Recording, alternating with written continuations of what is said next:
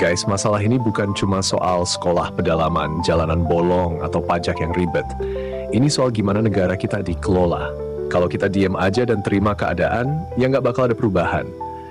Indonesia itu negara yang besar, punya sumber daya melimpah. Tapi kenapa masih banyak rakyat yang hidup susah? Iya, betul. Kenapa pembangunan nggak merata? Kenapa masih ada anak-anak yang harus jalan berkilo-kilometer di jalanan tanah cuma buat sekolah? Coba deh lihat Malaysia. Mereka juga punya tantangan sendiri, tapi mereka bisa lebih maju dalam banyak hal. Sekolah mereka lebih bagus, jalanan lebih rapi, sistem pemerintahan lebih efektif. Kenapa kita nggak bisa kayak gitu? Hai, Assalamualaikum warahmatullahi wabarakatuh. Berjumpa lagi dengan saya, Hai Merbat TV. Oke, apa kabar hari ini? Mudah-mudahan kabar daripada teman-teman semuanya, semoga kabarnya sehat selalu, berkah umur, dan selalu dipermudah segala urusannya oleh Allah. Amin, amin ya rabbal alamin. Dan seperti biasa, buat teman-teman yang belum subscribe atau belum berjumpa dengan, atau pertama kali berjumpa dengan channel ini dan belum subscribe, please subscribe terlebih dahulu. Support channel ini teman-teman, please support, dukung terus. Dan jangan lupa like, comment, dan share apabila suka dengan video ini teman-teman ya. Jom, di video kali ini kita reaction bareng teman-teman ya. Ranking PISA Malaysia naik, Indonesia masih ribut soal kurikulum. Pendidikan Malaysia ini jauh lebih baik dibandingkan dengan pendidikan di Indonesia. Kenapa teman-teman ya? Jawabannya ada di video ini. Dan video ini diupload oleh salah satu channel yang bernama Amas Ganteng, teman-teman, Masya Allah. Dan yang belum subscribe silahkan subscribe terlebih dahulu. Oke, seperti apa videonya? Jom kita tonton bersama-sama, let's go. 3. Ini bener banget sih, seorang konten kreator ngomong kalau sistem perpajakan di Indonesia dianggap sangat sulit, bahkan tidak cerdas, dan membuat masyarakat bisa kehilangan banyak uang. Padahal ini bukan soal kesadaran pajak, tapi soal sistem yang dibuat. Yap, baru-baru ini seorang konten kreator bernama Agung Novian mengkritik sistem perpajakan yang ada di Indonesia yang dikatakan tidak cerdas dan membuat masyarakat kesulitan. Ia pada saat itu mengungkapkan bahwa sistem perpajakan di Indonesia menyuruh masyarakat untuk lapor. Kenapa harus masyarakat? Yang melapor harusnya pegawai pajak yang melapor duit kita kemana. Udah gitu, pada saat masyarakat mau bayar pajak, di saat kita mau store duit, mau ngasih duit, itu dipersulit. Kayak misalnya pada saat Agung Noviandi membeli motor second, pada saat mau bayar pajak tahunannya, pria ini disuruh untuk melacak pemilik sebelumnya, rumahnya di mana, bahkan harus minta KTP aslinya. Dan pada saat meminjam KTP asli tersebut, harus memberikan amplop juga kepada pemilik sebelumnya. Padahal pria ini taat pajak dan ingin membayar pajak. Masa harus effortnya seperti itu? Sampai harus segitunya? Benar-benar tidak masuk akal. Bahkan untuk bayar pajak pun, ia harus cuti dari kerja. Waduh, ini dia guys. Lapor. Wow. Admin Gerindra. Ya Allah. Kau mengeluh dengan jalan bolong. Ini loh teman-teman ya, salah satu jalan di pelosok Indonesia. Kita ini sebagai rakyat di Indonesia itu benar-benar ditekan, diwajibkan untuk selalu bayar pajak. Setelah bayar, apa yang terjadi? Ya kebanyakan dikorupsi teman-teman ya. Ini jujur, kebanyakan dikorupsi.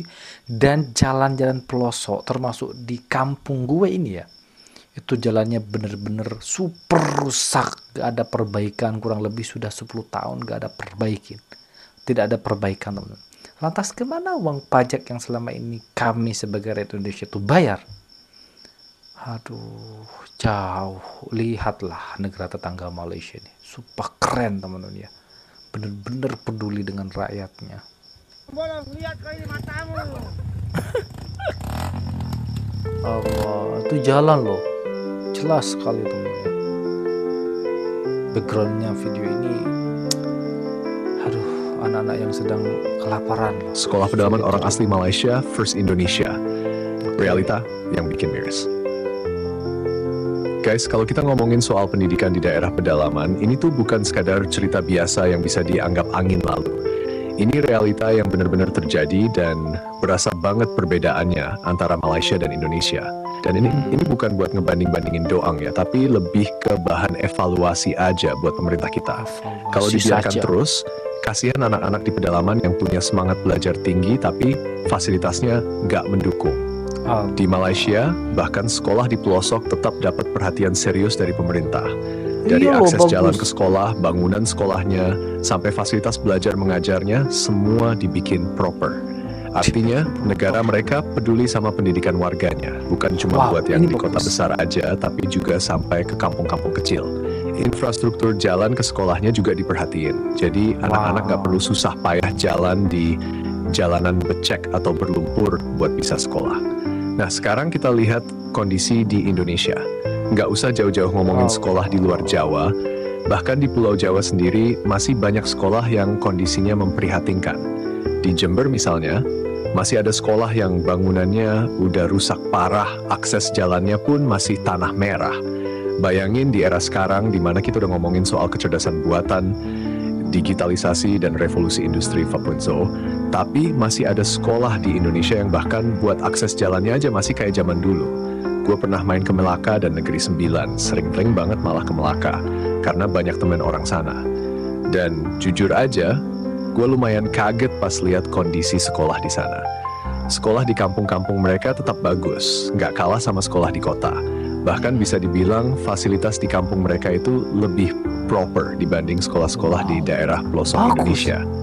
Bagus Ini loh, nunjukin seperti kalau ini. pemerintah mereka serius soal pendidikan, bukan sekadar omong kosong doang. Sebenarnya kalau kita bicara soal kualitas pendidikan, ini bukan cuma tentang infrastruktur doang, tapi lebih luas lagi. Infrastruktur itu kan cuma faktor pendukung. Tapi kalau itu aja udah buruk, gimana anak-anak mau dapat pendidikan yang layak? Coba deh bayangin, anak-anak di Indonesia yang tinggal di pedalaman harus berjuang buat bisa sekolah, jalan kaki berkilo-kilometer lewat jalanan yang becek dan licin, sampai harus belajar di bangunan sekolah yang udah nyaris roboh. Sementara di Malaysia, anak-anak di kampung tetap bisa dapat pendidikan yang layak dengan fasilitas yang memadai. Bagus. Sistem pajak di Indonesia, ribetnya kelewatan. Nah, kalau ngomongin pajak, ini juga salah satu hal yang bener-bener bikin pusing kepala. Bener-bener bikin Beneran pusing deh, loh. Indonesia tuh kayak sengaja bikin sistem pajaknya ribet biar orang-orang malas bayar pajak.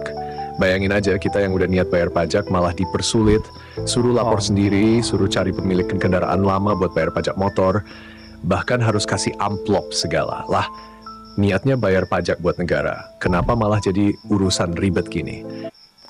Iya, teman-teman, ini jujur banget, ribet loh. Adik saya tuh beli sepeda motor, punya orang, mau bayar pajak, teman-teman ya. Itu kalau tidak ada KTP yang dimiliki oleh orang pertama motor tersebut, itu gak bisa, teman-teman ya. Harus ada KTP yang punya pertama. Kedua, bisa bayar pajak meskipun tidak ada KTP-nya, tapi apa? Nyogok, harus dikasih uang lebih. Itu ribet, padahal kita itu mau bayar pajak, tapi ribet banget. Apa salahnya kalau kita tidak menggunakan KTP yang pertama? Yang penting kan diutamakan bayar pajaknya. Itu masih dipersulit, teman-teman ya. Ya kalau ada ininya, tambahan ininya, bisa. Itu loh Indonesia. Harusnya kan pegawai pajak yang ngurusin semua itu, bukan malah bikin rakyat jadi susah sendiri. Di Malaysia, sistem pajaknya lebih simple dan lebih manusiawi. Mereka udah punya data lengkap, jadi tinggal bayar aja tanpa perlu ribet ngurus ini itu. Sementara di Indonesia, mau bayar pajak kendaraan aja ribetnya kayak mau ngurus visa ke luar negeri. Kayak yang diceritain di video tadi, ada orang yang mau bayar pajak motor tapi malah disuruh lacak pemilik sebelumnya, minta KTP asli, bahkan harus kasih amplop ke pemilik lama buat bisa dapetin dokumen yang diperlukan. Kok jadi kayak urusan mafia sih? Harusnya kan negara yang ngurus ini semua, bukan malah bikin rakyat capek sendiri. Betul. Bahkan ada yang sampai harus cuti kerja cuma buat bayar pajak. Ini serius sih. Harusnya pemerintah tuh mikirin gimana cara bikin sistem pajak yang lebih gampang, biar orang-orang juga lebih mau bayar pajak, tanpa harus ngerasa kayak ditipu sama sistemnya sendiri. Jalan bolong dan infrastruktur, sampai kapan harus menderita? Nah, ini nih yang bikin miris. Kita udah masuk tahun 2025, katanya Indonesia udah merdeka puluhan tahun, tapi realitanya masih ada jalanan yang bolong-bolong kayak nggak pernah diurus. Bahkan buat jalan menuju perkampungan aja masih kayak kubangan lumpur. Serius deh, pejabat-pejabat tuh harus turun langsung ke jalanan yang rusak ini, biar mereka ngerasain sendiri gimana susahnya hidup di daerah yang infrastrukturnya nggak diperhatiin. Coba deh, mereka disuruh naik motor atau mobil kecil lewat jalan-jalan ini, baru deh mereka sadar gimana menderitanya rakyat kecil. Gue sering dengar orang Seharusnya ngomong Indonesia udah maju. Maju dari mana? Kalau infrastrukturnya aja masih amburadul, sistem perpajakannya ribet, fast, dan pendidikan di pedalaman masih tertinggal jauh dibanding negara lain. Coba deh yang suka ngomong Indonesia udah maju, jawab dulu. Maju dari segi Silahkan. apa? Kalau kita lihat Nggak dari ada. realita di lapangan, masih banyak banget PR yang harus diberesin. Infrastruktur, pendidikan, pajak, semuanya masih jauh dari kata ideal. Jadi, daripada sibuk bikin janji-janji politik yang manis doang, mending mulai kerja beneran buat rakyat. Pemerintah harusnya belajar dari negara lain. Toh bukan gengsi buat ngakuin kalau kita masih tertinggal. Malaysia misalnya, mereka bisa bikin sistem yang lebih efektif dan efisien buat masyarakatnya. Bagus sih Infrastruktur Malaysia. jalan ke pelosok dibangun, sekolah-sekolah di kampung tetap berkualitas, sistem pajaknya lebih gampang. Kenapa kita nggak bisa? Gue nggak bilang Indonesia itu jelek, tapi kalau kita terus-terusan puas sama keadaan sekarang, tanpa ada perubahan, ya bakal begini terus. Kita harus lebih kritis buat nuntut hak kita, jangan cuma pasrah aja, karena kalau rakyat diam aja, ya pemerintah bakal terus santai, tanpa ada perubahan nyata. Jadi buat pemerintah, tolong deh mulai fokus ke hal-hal yang benar-benar penting. Jangan cuma sibuk dengan pencitraan dan politik doang. Karena kalau nggak ada perubahan, ya kita bakal terus-terusan jadi negara yang kalah sama tetangga sendiri. Semoga kedepannya Kalah. ada perubahan nyata, dan semoga Malu juga malah. kita sebagai rakyat makin sadar buat nuntut hak kita. Jangan sampai kita terus dibodohi sama janji-janji kosong. Ini realita yang harus kita hadapi, dan kalau nggak ada perubahan, ya bakal begini terus. Kenapa kita harus peduli? Guys, masalah ini bukan cuma soal sekolah pedalaman, jalanan bolong, atau pajak yang ribet. Ini soal gimana negara kita dikelola. Kalau kita diam aja dan terima keadaan, ya nggak bakal ada perubahan. Indonesia itu negara yang besar, punya sumber daya melimpah. Tapi kenapa masih banyak rakyat yang hidup susah? Iya, betul. Kenapa pembangunan nggak merata? Kenapa masih ada anak-anak yang harus jalan berkilo-kilometer di jalanan tanah cuma buat sekolah? Coba deh lihat Malaysia. Mereka juga punya tantangan sendiri, tapi mereka bisa lebih maju dalam banyak hal. Sekolah mereka lebih bagus, jalanan lebih rapi, sistem pemerintahan lebih efektif. Kenapa kita nggak bisa kayak gitu? Apa karena kita terlalu sibuk dengan urusan politik yang nggak jelas? Atau kita terlalu pasrah dengan keadaan? Gua ngerti kalau perubahan itu butuh waktu. Tapi kalau setiap tahun kita cuma dengar janji-janji kosong tanpa ada tindakan nyata, ya kapan Indonesia bisa beneran maju? Selalu ada alasan buat nggak melakukan perubahan. Katanya anggaran terbatas, katanya ada prioritas lain, katanya butuh waktu. Tapi sampai kapan? Masa tiap generasi cuma diwarisin masalah yang sama?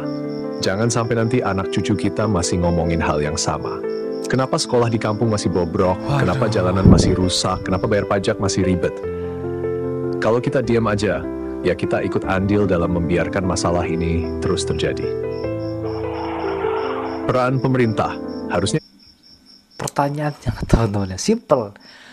Kenapa Malaysia bisa, Indonesia tidak? Apa yang salah dengan negara ini sebenarnya sih? Semudah itu loh Malaysia menerapkan sistem-sistem yang baik bagi rakyatnya. Bisa dijalankan dengan baik. Indonesia ribet, semakin ribet teman-teman ya. Bayar pajak ribet. Cari kerjaan sulit. Indonesia negara kaya. Ada tambang nikel di Raja Ampat yang sebentar lagi akan digusur. Lantas, nanti kemana larinya itu hasil nikel? Bukan ke rakyat, tapi ke penguasa-penguasa yang zalim di Indonesia. gimana? Sebenarnya kalau pemerintah kita serius, banyak hal yang bisa diperbaiki dengan cepat. Masalah infrastruktur misalnya, kita punya banyak kontraktor infrastruktur, lokal oke. yang bisa diberdayakan buat bangun jalan dan sekolah dengan kualitas bagus. Dana desa yang sering disalahgunakan harusnya bisa beneran dipakai buat pembangunan yang nyata, bukan buat kepentingan segelintir orang. Terus soal sistem perpajakan, ini juga gampang banget kalau beneran mau dibenahi. Banyak negara udah pakai sistem digital yang bikin pembayaran pajak jadi gampang dan transparan. Kenapa kita masih harus pakai cara manual yang bikin orang ribet dan malah ngasih celah buat pungli? Yang paling penting sih soal pendidikan. Anak-anak di pedalaman itu punya hak yang sama buat dapat pendidikan yang berkualitas. Jangan sampai mereka jadi generasi yang tertinggal cuma karena pemerintah nggak mau turun tangan. Kalau Malaysia bisa bikin pendidikan di kampung tetap bagus, kenapa kita nggak bisa? Apa yang bisa kita lakukan? Gue tahu, banyak dari kita yang ngerasa nggak punya power buat merubah keadaan. Tapi sebenarnya ada banyak hal yang bisa kita lakukan. 1. Jangan cuma mengeluh, mulai suarakan. Kita punya media sosial. Kita bisa nge-share realita yang ada biar makin banyak orang sadar. Jangan cuma terima keadaan. Kalau ada yang salah, kita harus berani ngomong. 2. Pilih pemimpin yang benar. Jangan pilih pemimpin cuma karena janji manis atau karena mereka punya popularitas. Lihat rekam jejaknya, lihat apa yang mereka beneran lakuin buat rakyat. 3. Dukung pembangunan lokal. Kalau ada proyek pembangunan di daerah kita, dukung dan awasi. Jangan biarin korupsi terjadi di depan mata kita. 4. Edukasi diri sendiri dan orang lain. Banyak orang yang masih nggak sadar kalau mereka berhak dapat fasilitas yang lebih baik. Semakin banyak orang yang sadar, semakin besar tekanan buat pemerintah buat beneran kerja. Kesimpulan, maju itu bukan sekadar slogan. Indonesia itu negara besar, tapi kalau cara kita ngurus negara masih gini-gini aja, kita bakal terus tertinggal. Maju itu bukan sekadar slogan, tapi harus dibuktikan dengan aksi nyata. Kita harus mulai kritis, mulai peduli, dan mulai bergerak. Jangan sampai kita cuma jadi penonton yang ngeluh doang tanpa ada tindakan. Kalau kita beneran mau perubahan, kita harus mulai dari sekarang. Dan buat pemerintah, ini saatnya berhenti kasih alasan. Rakyat butuh bukti, bukan janji. Kalau Malaysia bisa, kenapa kita nggak bisa? Betul sekali.